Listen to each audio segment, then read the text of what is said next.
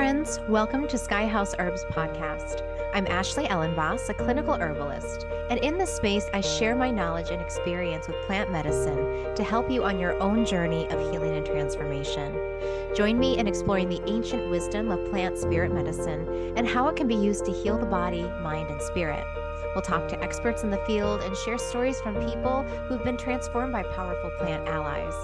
New episodes are released each Monday, so please subscribe. And now, let's explore this mystical world of plant medicine together. Hey everyone, welcome in. My name is Ashley Ellenboss, and I am a clinical herbalist with over 15 years experience working with herbs, teaching herbs, and working with the herbal industry on making sure that people are using herbs not only safely, but also really incorporating the way that they were used traditionally.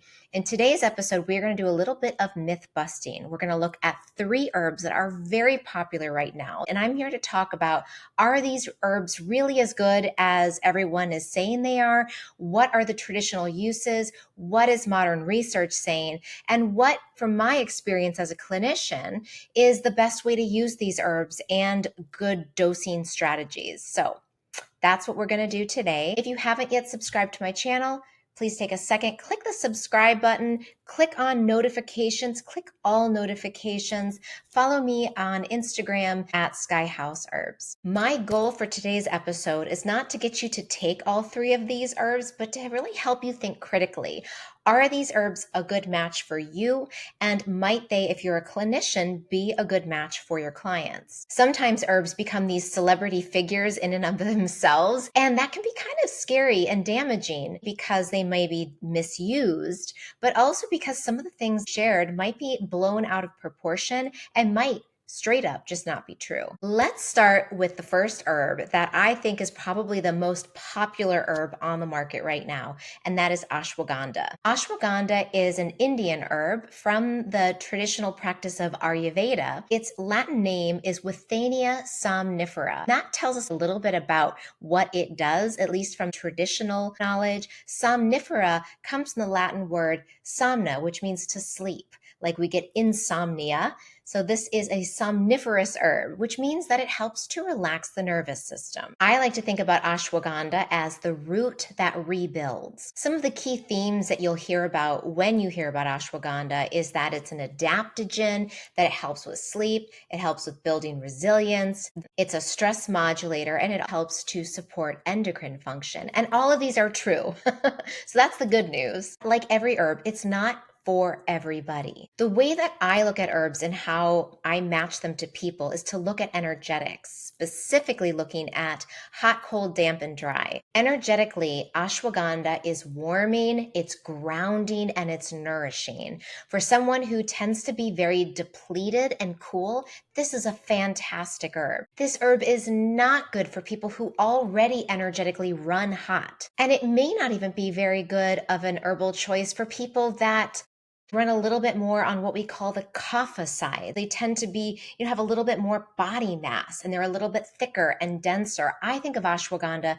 being better for cold, thin, depleted types. In traditional Ayurveda, it's a rasayana herb, and that means that this is an herb for building up stamina, virility, and longevity. It also helps with clarity and clarity of mind. So for people who have a little bit of a sluggishness in their mind or tend to be a little bit cold in their mind, their brain isn't like really actively functioning, this can be a great mentally stimulating herb. I'm personally not on TikTok. I have seen all of the TikTok videos about people taking ashwagandha and having heart palpitations, feeling like they're having a heart attack. And I think there's a few reasons why. One is these are young men who are already very warm, very active. They're taking high doses to increase and improve their performance at the gym or in sports. And they are already hot. So they're actually increasing their heart rate and increasing the heat in their body. And this herb was never traditionally used for those type of people constitutionally. Let me tell you a little bit about modern research so you can know for yourself what science says about the use of ashwagandha. Multiple random controlled trials showed that taking ashwagandha lowered serum cortisol and improved perceived stress scores with a daily use of 300 to 600 milligrams per day as a standardized extract. Some small studies showed that ashwagandha use did improve sleep score and improved sleep onset, quality, and possible GABA receptor modulation. Another study on reproductive health showed that mild testosterone increase and improved sperm quality in men may support sexual function via stress reduction when using ashwagandha. Let me just stop here though. Okay, if you are a young man and you are warm and active and you're having issues with testosterone, taking something like ashwagandha typically is not going to solve the root cause. We need to look at lifestyle, diet, we need to look at evacuation. Is your body getting rid of excess estrogens from your diet and from the natural environment? However, for men that are maybe a little bit older who are cold, everything is slowing down, and they're very stressed out and anxious, I would actually think of ashwagandha as being a wonderful herb for them for increasing heat, virility, and gently boosting testosterone. But the main reason why it can actually help performance in men is because it's reducing cortisol or stress. It's not actually the testosterone itself in most cases that is creating this qualitative change. Using ashwagandha for thyroid support, the studies are mixed here, and I would be very cautious for people with hyperthyroidism, that's overactive thyroid, or even those with Hashimoto's, because this herb can have a slightly stimulating effect on the thyroid. However, there is some evidence that there may be mild stimulation for those with hypo or underactive thyroids. How does this work? What is it in ashwagandha that creates these actions and these responses in the body? Well, the first one is that it modulates the hypothalamic pituitary adrenal axis, sometimes called the HPA axis. This helps to modulate the way the body expresses and deals with cortisol, which is our fight or flight hormone. And when we have a better ability to respond to stress and spike cortisol, but then bring cortisol levels back down to come back to homeostasis, then our whole body functions better. Our sleep improves, sexual function improves, outlook on life improves, and often anxiety goes down. We also know that ashwagandha supports serotonergic and GABAergic systems in the body, which basically means that it supports our brain function and our ability to process serotonin and all of those feel-good hormones that help us both stay happy and alert, but the GABA receptors helping us feel calm and relaxed. Other mechanisms by which ashwagandha helps the body is by reducing overall inflammation and also increasing antioxidant activity. The industry standard for dosing is between 300 and 600 milligrams daily. Typically, these extracts or these products are standardized to contain 5% of withanolides, which is one of the active compounds in withania or ashwagandha. I think that is a good starting point. We can increase that to twice a day, about 500 milligrams to start daily, and increasing that up to 1,000 milligrams daily. So that'd be basically, you can most of the time buy ashwagandha in 500 milligram capsules. You would be taking one capsule in the morning and one capsule in the evening. This herb also works well as a tincture. The standardized dose is 2 to 4 milliliters per day. And so that's probably about maybe 5 milliliters is about a teaspoonful. So we could think about a half to 3/4 of a teaspoon as a daily dose. If you want to go it with a more traditional route, you can take this as a powdered herb. This This herb was traditionally mixed into clarified butter or ghee or into warm milk, about 3 to 6 grams per day, maybe 1 teaspoon twice a day. Some important safety notes: do not take this herb during pregnancy, even though there are some texts showing that it was used in India classically during pregnancy. We don't know enough about this herb in pregnancy, so I would recommend avoiding it in pregnancy and breastfeeding just to be safe. Avoid this herb if you have hyperthyroidism. This herb may potentiate thyroid medications and also sedatives. So if you're already taking those, be mindful. In rare cases, ashwagandha can cause GI upset or digestive issues. In closing, the ashwagandha person is sort of that dried out, cold and exhausted type. They're wired but tired. Think about it, building the person up as a long-term adaptogenic nervous system rebuilder. And it will take time before you start to notice that warming, grounding, sweetening, and balancing and harmonizing effect on the nervous system. Let's shift from looking at the nervous system to looking at inflammation. Here we're going to talk about the herb turmeric. Turmeric is everywhere these days, and a lot of times we'll see it being sold as curcumin. And curcumin, just to be clear, is one of the active compounds found within the turmeric root. Oftentimes, herbal manufacturers will pull out or standardize a supplement to be a certain amount of the curcumin or curcuminoids. A lot of the research has been done on curcumin, so I just want to make it clear that they're both the same thing. They both come from the same plant. The word curcumin comes from its Latin name, curcuma longa, which refers to its long root. It's this beautiful golden root that grows horizontally along the earth. And I know I just said they're the same thing, but they're actually not. From traditional herbalism, turmeric is a whole plant.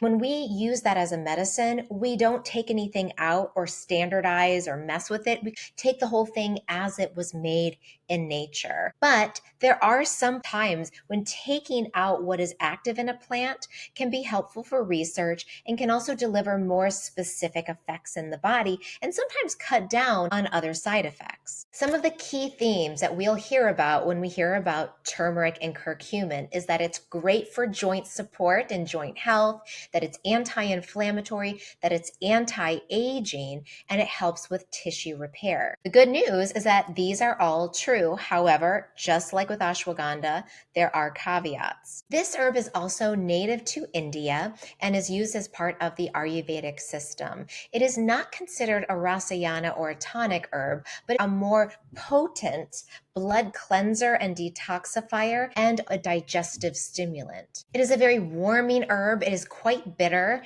It is pungent, which means it's kind of spicy, and it's very deeply clarifying. It breaks up stagnation and deeply detoxifies the body. This herb has been one of my go-to herbs for joint pain and joint inflammation. I've seen this product with the standardized dosing of the curcumin being very effective at reducing joint inflammation and joint pain. Here are some interesting research highlights. Meta-analysis shows significant decreases in CRP, TNFA or tumor necrosis factor A, which is something that becomes activated with inflammation, and interleukin 6, which is another inflammatory marker, with curcumin supplementation between 500 and 1500 milligrams per day. Another study found that there is comparable symptom improvement to non-steroidal anti-inflammatories like aspirin and Tylenol in mild to moderate osteoarthritis with fewer side effects. In research, this herb has also shown to improve lipid profiles with reducing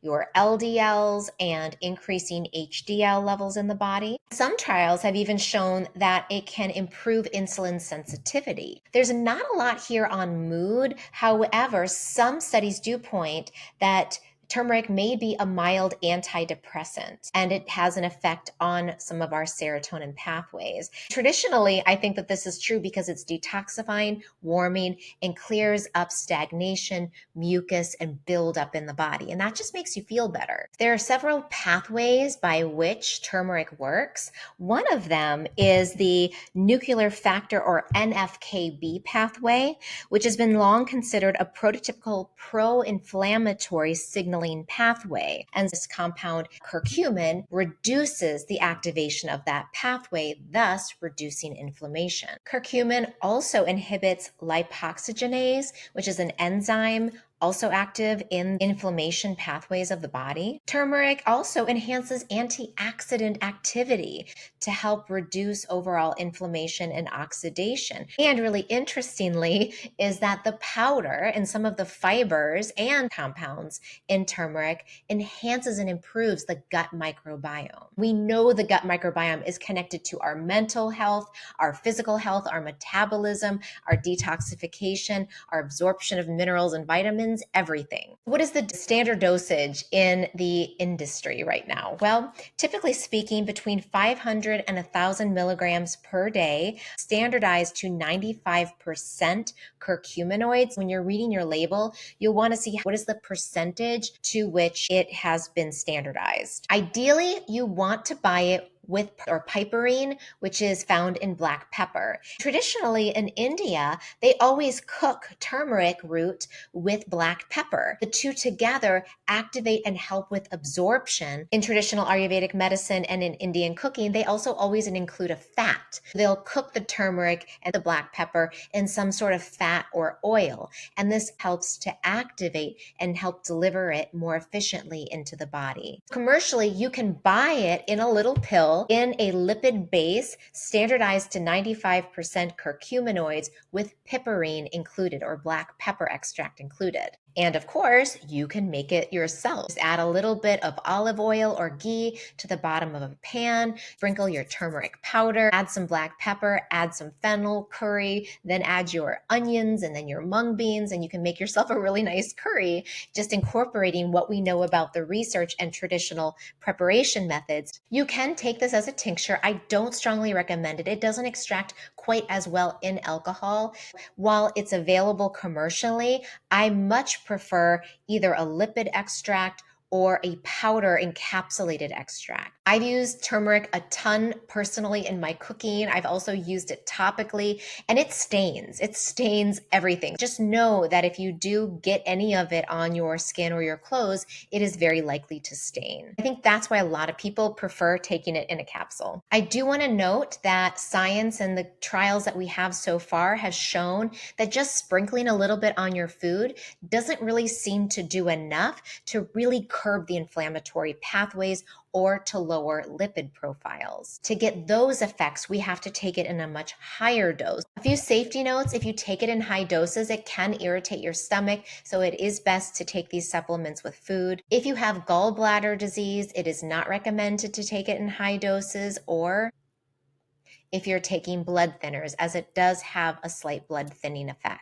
It can cause yellow stool and stomach upset in high doses. If you notice that you are going to the bathroom and it's bright, bright yellow, your dosage is likely too high. And I just love how this is such a great example of modern science meeting ancient kitchen practices and uses. We could say this is ancient science meeting modern pharmacokinetics. Finally, let's talk about the herb most associated with detox, milk thistle. I think it is both overhyped and in some ways underappreciated. I like to think of milk thistle as the guardian of the liver. Some key themes that we hear buzzing around about milk thistle is that it helps with liver detoxification, liver support, passing drug tests, and as a really strong antioxidant. Milk thistle, interestingly, has been used since Greco-Roman times and has a long history of use in the Western herbal pharmacopoeia. It was used for liver, gallbladder, and digestive health. Energetically, milk thistle is cooling, it's drying, it's stabilizing, it's mildly bitter, and it supports the clearing of toxicity and excess heat. We often see, like with turmeric, this herb being standardized to a certain certain amount of silymarin, which is one of the active compounds in this plant. We see milk thistle's usage dating back to Pliny the Elder and Dioscorides and a lot of ancient Greek and Roman medical doctors. They used it particularly for jaundice and for liver and digestive problems. Nicholas Culpeper, a medical astrologer, gave it rulership under the planet of Jupiter because of its ability to expand, to clear, and to generously help purge the system. Modern research has shown that silymarin, one of the active compounds in milk thistle, is liver protective. It protects hepatocytes from toxins and also from oxidative stress. In clinical trials, we see mixed evidence, some improvement in liver enzymes overall, including ALT and AST, and NAFLD, hepatitis, and alcoholic liver disease. However, we do see some inconsistencies in terms of outcome and long-term health of the liver with using milk thistle and silymarin. We know some of the mechanisms involved in how this herb works is that it increases glutathione, it decreases lipid peroxidation, and it stabilizes cell membranes, which is really good overall for the oxidative health of the cells in the body. Typically in herbalism, we see people recommending a standardized extract of 70 to 80% silymarin included in a blend of the whole seed. And in this herb, it is not the root and it is not the leaf that is used, but it is the seed itself. You can look for a supplement or a capsule that is between 200 and 400 milligrams containing 70 to 80% silymarin, and you can take this twice a day. Tinctures are available, but again, I do not think this is the best way to use this herb since the oils that are very active in this herb are best extracted either through a fat substance or also just dried and powdered. They do not extract well in alcohol. If that's all you have access to, you could take 2 to 3 milliliters about 3 times a day. Another fun way to take milk thistle is to grind up the seeds yourself and eat it as a powder. And I've done this personally myself. I'll stick some of the seeds in a coffee grinder, buzz them up, powder them, and stick them on salads. I'll sprinkle them into smoothies. I'll sometimes even sprinkle them on granola or oatmeal. And they're a really nutty, sweet, slightly bitter tasting seed. Be sure that if you are to grind them, that you use them up right away, as the oxidation of the fats will happen quite rapidly. Grind them right before you eat. This herb is generally considered to be very safe. There are some occasional cases where people will get GI upset. It is important to note that allergies are possible since this plant is in the Asteraceae family. So if you know you're very sensitive to herbs like chamomile and goldenrod, this might not be the best plant for you. If you're taking prescription meds, please be careful when taking this herb since it does increase the CYP450 pathway or the liver enzyme detoxification pathway in the body.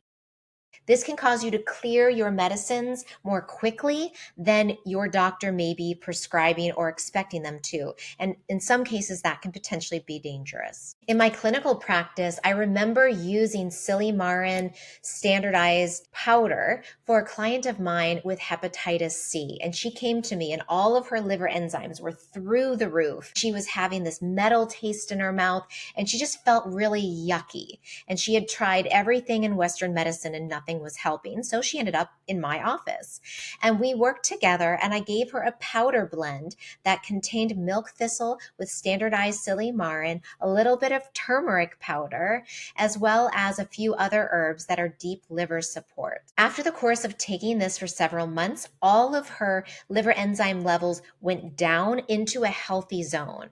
She also noticed that that metallic taste in her mouth was gone, her general vitality was up, and her mood had significantly improved. I really credit this to milk thistle and silymarin as being the primary herb that was most beneficial for her in supporting her through hepatitis C. I don't think of milk thistle as a quick detoxifier. So if you're looking to pass a drug test, this is not the reason to use milk thistle. Milk thistle is a building liver supportive herb, which is going to help the health of your liver over time. Think of it as a liver protector for the long haul. And I just want to make one point that herbs don't detoxify for you.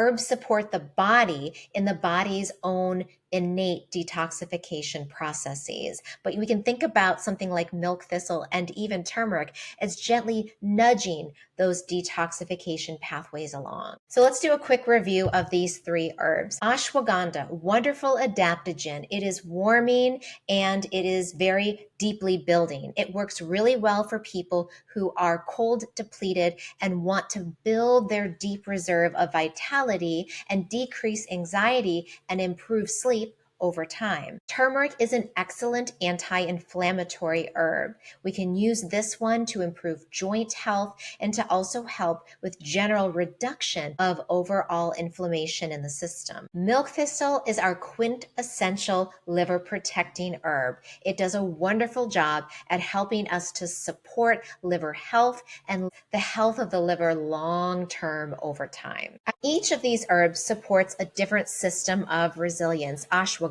for the nervous system, turmeric for the joints and tissues, and milk thistle for the liver. I just want to note here that the research supports what traditional herbalists have known for centuries, which is that these herbs are not quick fixes, but they can deeply restore the body if taken over a long period of time. So here are my action steps to you. If any of these herbs really fit with you energetically and also with your symptoms, try them and just pick one herb and try it for a month. See what you notice. Be sure when you're buying herbs to find a very high quality vendor. Choose organic when possible. Always look at the manufacturing details, any additives, and look for third-party testing. I really like herbal companies, the larger ones like Herb Farm, Gaia Herbs.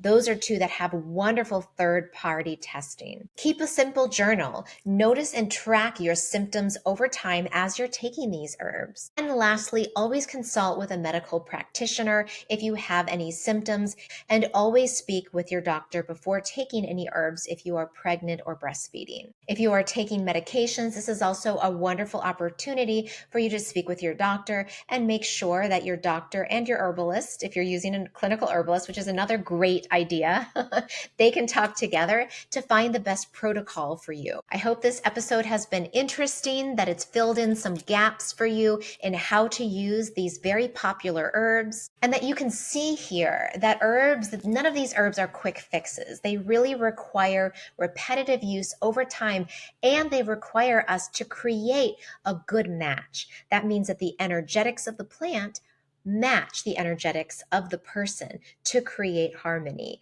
The cool, moist person can take the warm, dry herb, and the warm and dry person can take the cooling herb. Let me know if you've taken any of these herbs, what you think your experience have been, and if there's any other herbs you want me to take a look at, please just enter those into the comments and I will have a look and do another video on. If you haven't yet subscribed to my channel, please take a moment to subscribe. Click the like button if you found this video to be helpful, and I look forward to seeing you all again in the next episode.